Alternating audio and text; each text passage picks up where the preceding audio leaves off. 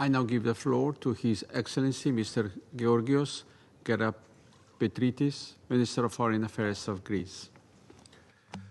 Thank you, Mr. President, for giving the floor and for convening this all-important high-level open debate. Ladies and gentlemen, our discussion takes place at a time when challenges to peace and security are multifaceted and more complex than ever.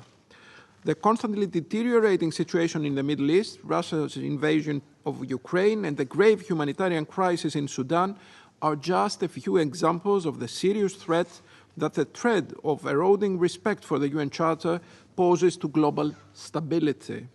The United Nations, however, has always responded to dangers. Since its establishment, the United Nations has helped to avert a third world war, prevented a potential nuclear holocaust, and facilitated the process of decolonization. In cases where wars have broken out, it has often contributed to shortening their duration. Peacekeeping operations have had many successes in the protection of civilians, and according to a recent estimate by the Secretary General, the deployment of blue helmets reduces civilian deaths by 90%. Two main faithfully followed assumptions led us to these results.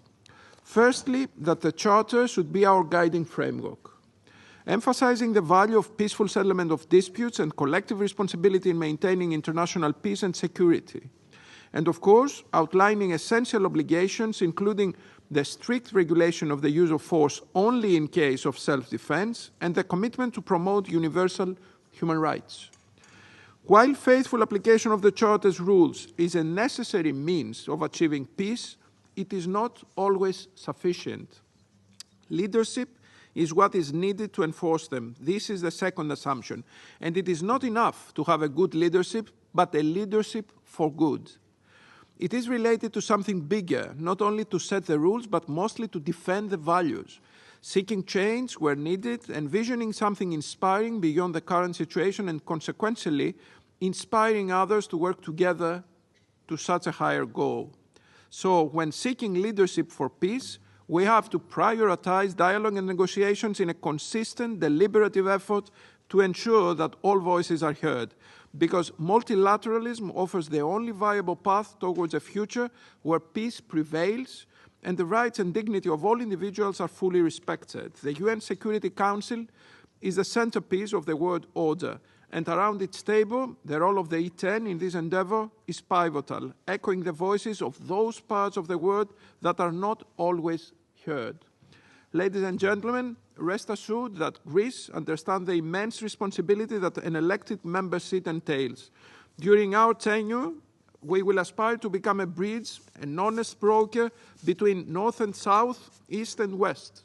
We shall seek to promote a UN Charter-based approach to all current challenges, in full respect of international law, and identify solutions through cooperation and inclusivity. And thus, we aspire to restore the genuine meaning of fundamental concepts, such as the peaceful resolution of disputes. After all, leadership for good follows the rule non ministrari sed ministrare, not to be served, but to serve.